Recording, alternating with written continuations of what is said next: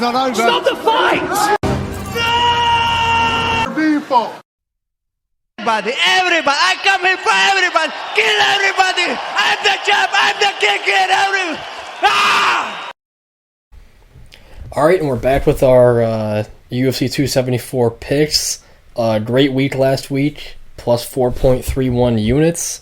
Went 7 for 11 on picks. What's up, Carson? What's going on? Not much, but let's just get right into the main event. Let's get it started. So, your pick, I know what it is. Explain it. Yeah, I like Oliveira on this one, and from a betting perspective, I might do a live bet on him, because he's been losing the first round in both of his last two fights, and he's gotten cracked a few times. So I'll probably lose the first round and then, wake up a little bit and probably get a submission. Is what I'll predict. Yeah, Second or third round. He's a tough guy to put away completely because, like, when he does get knocked down, you gotta hop into his guard to finish him. Like, if Justin Gaethje wants to really get him out of there, he's gotta sleep him, like, just cold, which is gonna be really hard for him to do. Which Poirier couldn't, so I'm probably not gonna expect Gaethje to. Well, some things to consider about this fight is, like, both guys love coming forward. That's just their style.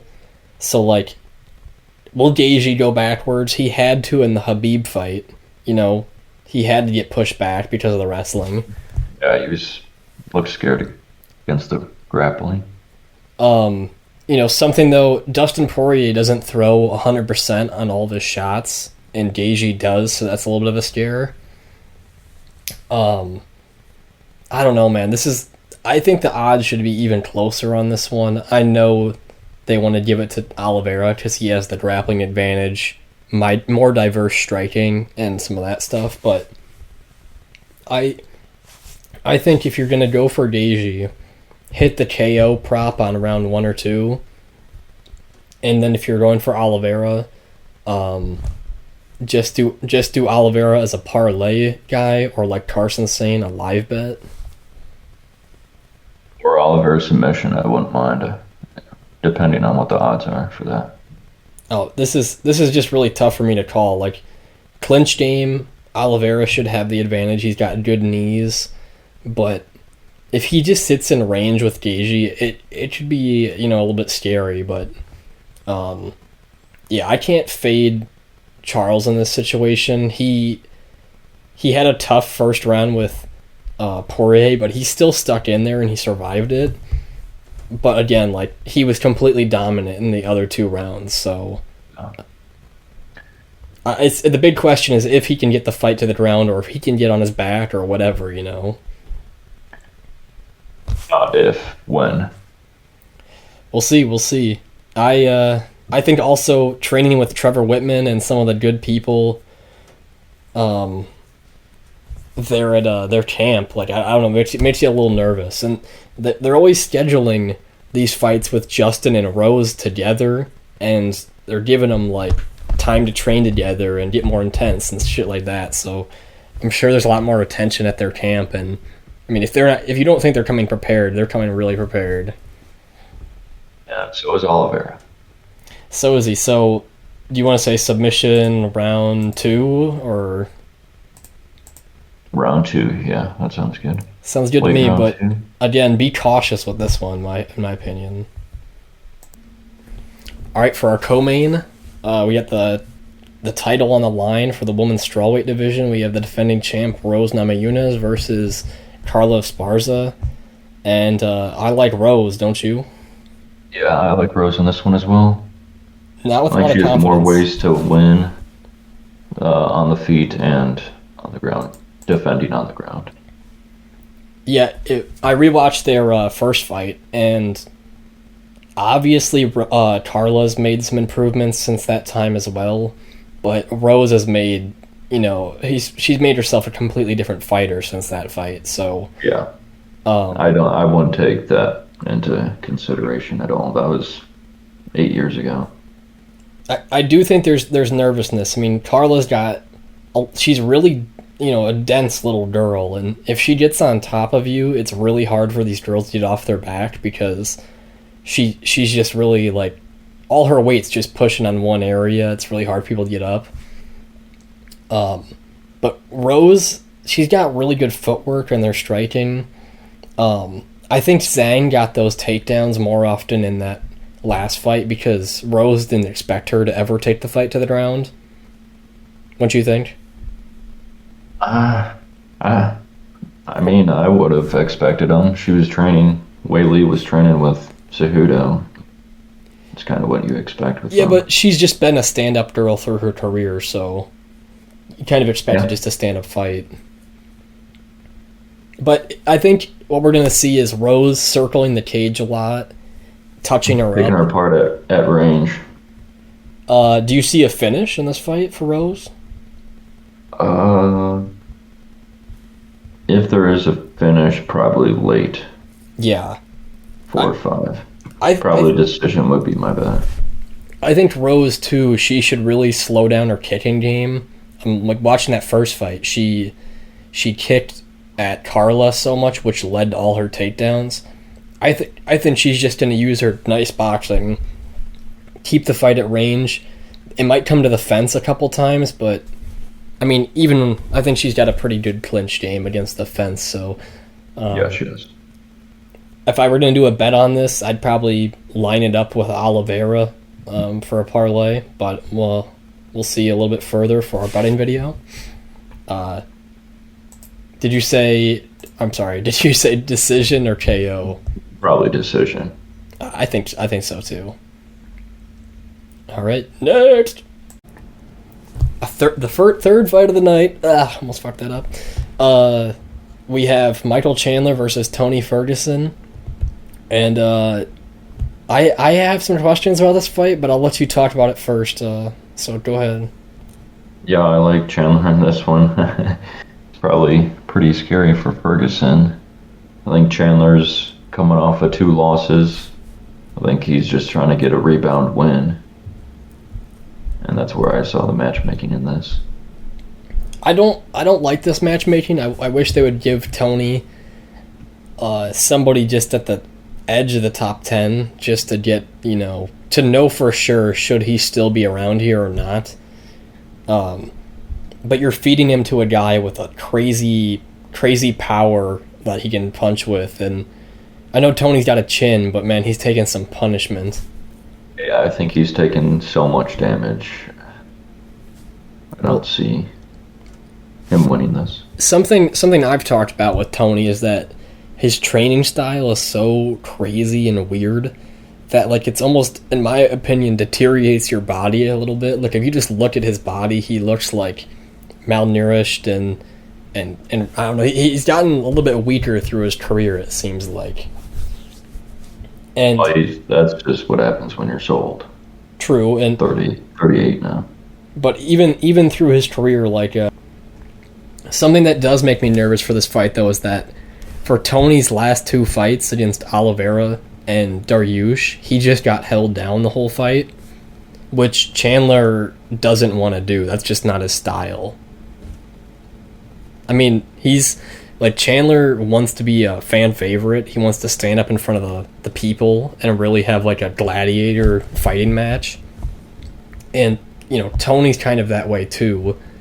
And Tony can crack, man. I mean, he dropped Gaethje in that fight, even though he got his ass beat, yes. But he did drop him, something to acknowledge. And in my opinion, I think the odds they're a little bit tall for Chandler. No pun intended. But I think if I were going to make a pick on this, I'd pick Chandler either by late round KO or decision. Wouldn't you? Yeah, late round or decision. And if I were to place a bet on Tony, it would be like a small bet on Tony Ferguson by decision. I do think he can possibly swing rounds 2 and 3, but round 1 will be like Chandler probably flying at him like a... So final decision, we got Chandler, and I think we're safe to say decision. Yeah. Next fight we have is OSP versus Shogun, and I'm so annoyed with these matchmaking. This matchmaking, just like, I don't think the fans really want to watch Shogun anymore, and at least OSP's down in light heavyweight again, but I'm not a huge fan of these fights. Yeah, this is an interesting matchup. What do you like in this one, though? I think since OSP's coming back down from heavyweight, I gotta like him a little bit better in this matchup. I think the odds are insane. And OSP's such a slow fighter. Like, he'll hardly throw any strikes. Throws some kicks, and Shogun's a little bit more active, but in my opinion, keep this one off your bet slip. Do not bet on either of them. Yeah, tough fight to predict. I could Shogun's been out for a year and a half now.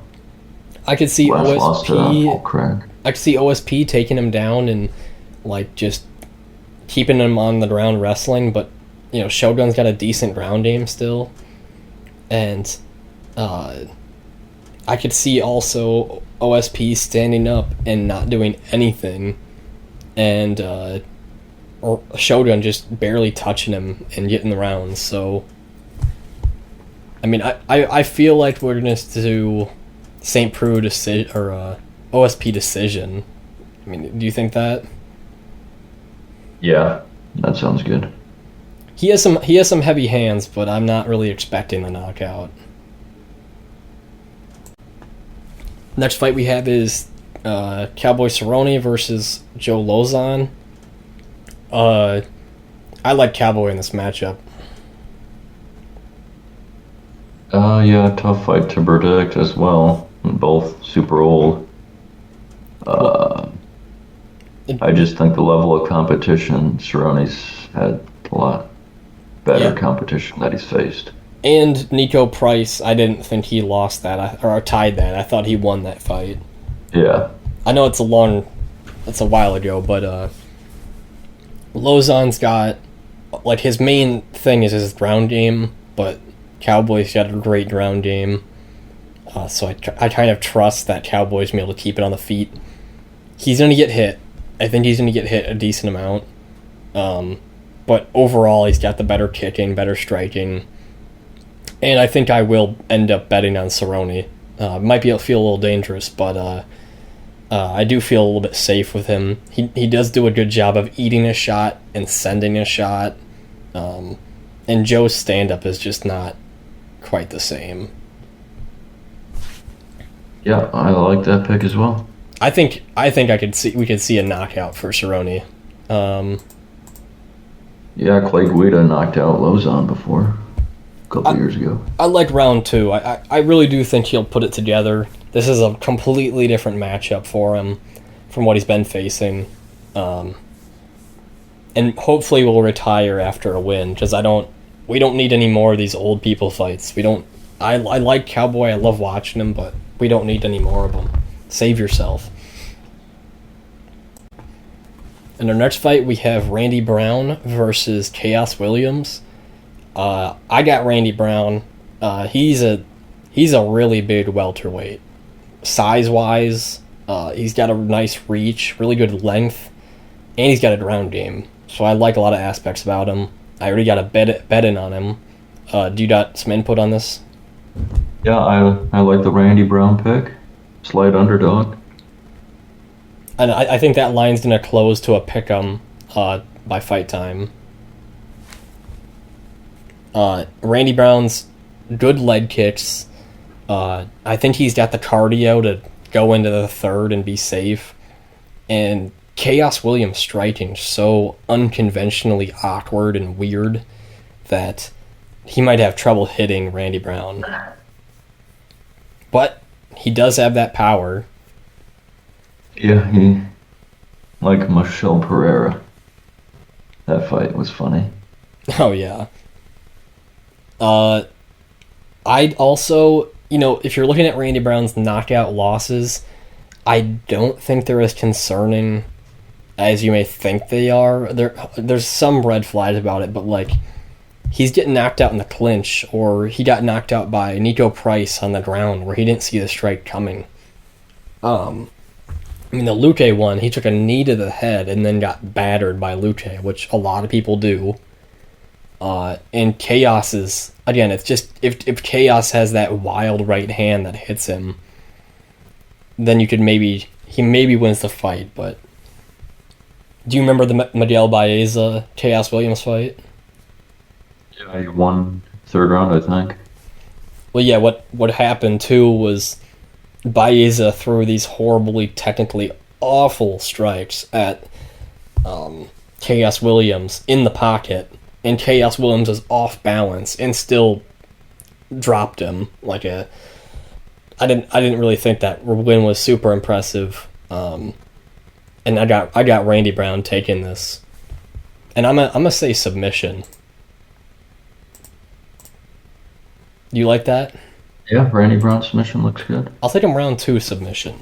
I think he's gonna have the grappling advantage, and he's got some power. He might drop him and hop on that back.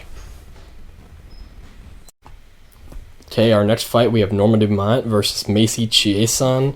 I like Norma Dumont in this matchup. She's gotten very well improved since her early fights in the UFC. What do you think?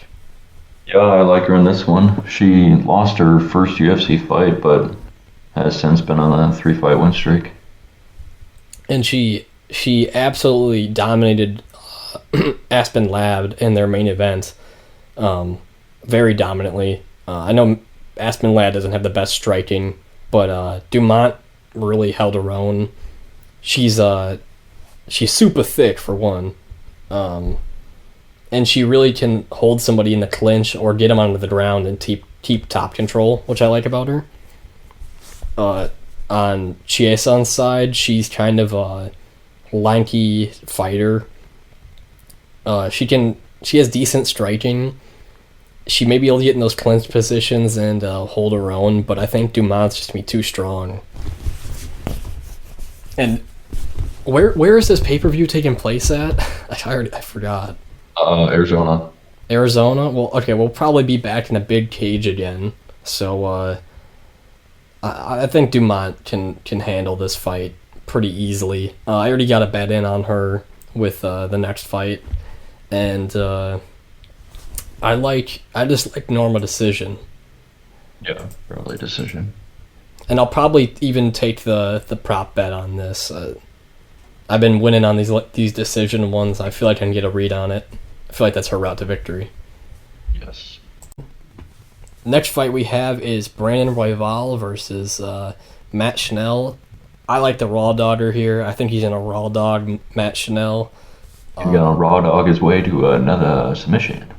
It's going to be a scrappy fight. It's going to be a really scrappy fight. Brandon Royval is so unconventional, but he really can be... I think he has an even opportunity to be the champion one day. He's just hard for anyone to deal with. Do you think submission is his way to get it? I think there'll be a finish, yeah. Whether that's ground and pound or a submission. Matt Schnell likes to put a pace, too, on people, but he keeps his head on the center line. Royval likes to spin. He likes to grapple. Schnell's got a lot of submissions on his record. But I don't know. Royval's competition is a lot better. Losing to Pantoja Moreno and beating Kai Kara-France, and we saw what Kai Kara-France could do against Askar Askarov. And he didn't get submitted. He submitted Kara-France, and exactly. Askarov didn't submit him. I guess we'll go submission. Royval. I really like this pick. I don't know if I'd call it a lock, but I really like it. Yeah. We'll say round 1. Even with Brandon Moreno, Brandon Royval actually kept his own in the fight until his shoulder got dislocated. Yeah, that was nasty. I was actually upset by that fight. I thought that was actually a really good round 1. Yeah, I wish that fight would have gone longer. And it could have just changed the way the division has played out recently. But, yeah. Brandon Royval submission around 1. I could also see, honestly, any other outcome for him. Our next fight we have is Blagoy Ivanov versus Marcos de Lima. And Carson, who do you like in this one? Yeah, I like Ivanov in this one. Are you rolling with me as well? Yeah, he should be the overall better fighter. There might be some close moments, but he's got a good ground game, and I really like that about him. Yeah, I like this one going the distance. I like it. Yeah, Blagoy just going the distance bet. That might be a keeper for the bet slip right there. Yeah. And minus 150 favorite, he's probably be similar to Andrei Arlovsky's that we saw this last weekend, probably plus 150 for decision. Yeah, he's gone the distance in all of his UFC fights and one fight before then. And so 5. De Lima hits hard, but Ivanov didn't get knocked out by Derek Lewis, so that's like, yeah, that's a good sign. And like Dara charged him in that fight, and I honestly thought, he caught him good. I honestly thought that Ivanov almost could have got that decision.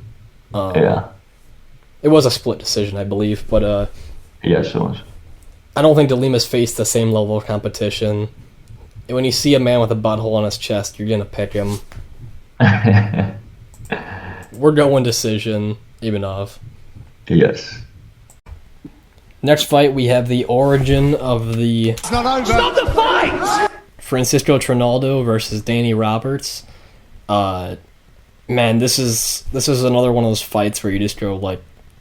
I mean, you look at the lines and it might make you think it's even more of a pick'em, but I just think the age makes it hard to even still pick on this, and Danny Roberts really doesn't have the best resume either. But who's your pick? Yeah, a tough fight to call. Pretty much a coin flip, but I'll take Trinaldo in this one. I agree. I like Trinaldo. I mean, even at 43, he's shown that he can stay in a fight. And he's got great cardio, and he can get to the fight to the ground whenever he wants. It seems like he's really dense. He's really small. What to expect from this fight would be Danny Roberts winning round 1, based off of output and cardio, and Danny Roberts tends to slow down. So round 3, expect him to slow down and Trinaldo to put the pace on, and I think we're going to see a Trinaldo finish. Don't you think? Yeah, 3rd round finish. You like that? I like KO too. He's small, he's old, but he's heavy-handed, and Danny Roberts, he's had some losses by knockout late in the rounds. He lost to Michel Pereira, but it was a flying knee that first stunned him, so I'm not gonna drag him for that. But I like cardio, and a lot of times age in these divisions is not a huge disadvantage. But yeah, we're gonna stick with Trinaldo here. Okay, in our next matchup, we have Tracy Cortez versus Melissa Gatto, and this should be a razor close fight, and anyone who says it's easy to call, I don't think it is at all. Yeah, and at plus 152 right now on FanDuel, I think Gatto would be the pick here as the underdog. Yeah, I mean, this stylistically, this is going to be an interesting fight because Cortez is a wrestler, and Gatto is she's a jiu-jitsu girl who never quits going for new positions. Striking wise, Gatto should have a little bit of an advantage. Cardio wise, maybe Gatto a little bit. And Cortez really isn't finishing people when she gets on the ground on people's backs. So that's something for me that's goes into play. Got anything? But she's got a win against Erin Blanchfield, and she's pretty good. True, but that was a couple of years ago, right? Yeah. Probably the bet would be this fight going the distance. Yeah. I mean, the fight should either be. I don't think we're going to see much striking, so I think we can kind of negate that for Gatto. But if it goes on the fence, Cortez will be a little bit bigger to hold it on the fence. But Gatto, I just feel something about it. Yeah, I think either way, if you like Cortez, take her by decision. If you like Gatto, maybe take her by decision or double chance decision submission, because that's her other way of getting things. But what do you think? Just decision, Gatto? Yeah, tough fight to call. Again, tough fight to call, but it'd be interesting. I don't know if we'll see a bet on it for sure. I'll probably do something, maybe a double chance for Gatto. Next one we got is Kleidson. I don't know if I probably messed up that name. Kleidson Rodriguez versus CJ Vergara. I like Kleidson Rodriguez in this. His striking is it's very unique. He spins a lot, and he's got good cardio going into a third round. Yeah, I like that pick. I'll take him by decision as well. I might go knockout. Okay. I think he has the guy he faced in the Contender Series ran from him the whole fight, so I think there's a chance for him to get the job done. Vergara is pretty slow from what I've seen, and he lost his one UFC fight against Odie Osborne, which isn't too bad of a loss. Not a bad loss at all, but I don't know. I think somehow at this flyweight matchup we might see a KO, and hopefully boost the career. But I think he's just gonna be the faster fighter. He's on a win streak. Yeah, and I like him in this matchup, and he's got a decent ground game. That's something to consider as well. Yep. The next fight we have is Lupita Godinez versus Ariane Carnalosi. What's your pick, Carson? Yeah, I like Carnalosi at this. I was kind of surprised by the odds here. She's a plus 184 underdog right now. I mean, yeah, look at fighting experience. 14-2 versus 7-2. In women's MMA, I mean, 16 fights is a good amount. Not a lot of girls have 16 fights. In this matchup, I think Godinez will have the better distance striking, but Carnalosi, she's awkward. She likes to clinch. She likes to get in dogfights. And I think she can come up on top on that dogfight. Lupita might have the better at hand, like grappling or wrestling, but Carnalosi doesn't ever accept a position. So we might see her go to a decision, but the odds are kind of absurd, and this is very similar to the Tracy Cortez fight, in my opinion. Yeah, and we see Lupita on a record. She lost to Luana Carolina, who got absolutely destroyed by Molly McCann. And she looked god-awful. Her striking was awful in that fight. She looked so slow. But yeah, this is another close one to call. Closer to fight time, this might be game time decision. Place a bet on it, live betting possibly. I'm doing Carnalosi decision. Yeah, I like that. I could see it going to split. I could see it 29-28. But yeah, that's what I got. In our next matchup, we have Journey Newsome versus Fernie Garcia. Journey Newsome been in the UFC for a little bit, has some losses, but has faced people who are really good in the UFC, like Randy Costa. Fernie Garcia really hasn't had a takeoff fight in the UFC yet. Journey Newsome, something about him, I feel like he should be a 125er. He's really little for the division. I think he could make that weight cut. But I think he's going to be the faster fighter in this matchup. A little bit heavier hands. He can grapple defensively and offensively. And Fernie Garcia can offensively grapple, from what I've seen. He likes to get on top. but he's a lot slower of a fighter. His hands aren't that fast. He's hittable. And for those reasons, I'm going to pick Journey Newsom. Newson. I like to pick him by decision. As I think Fernie will just stand in there, and these lighter guys, they won't crack as hard. But I think he can breeze this one out. And we might see a bet from me. Another dog we picked. But this line might close up too. And our first fight of the night, actually it probably won't because it'll get shuffled around. We have Andre Falaho versus Cameron Van Camp. Carson, you like who I like, right? Yeah, I think most people will be on the Fialho, probably by knockout. Saw him knock out Miguel Baeza with a nice uppercut. Very fast, too. Yeah, it was very impressive. And he's faced some really good competition. He's faced Chidi. He's faced Chris Curtis in his past. He's faced a lot of really good guys.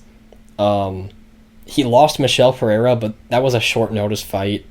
And he held his own on that fight. You could tell he was kind of getting tired, but again... Yeah, he won the first round and then faded towards the end.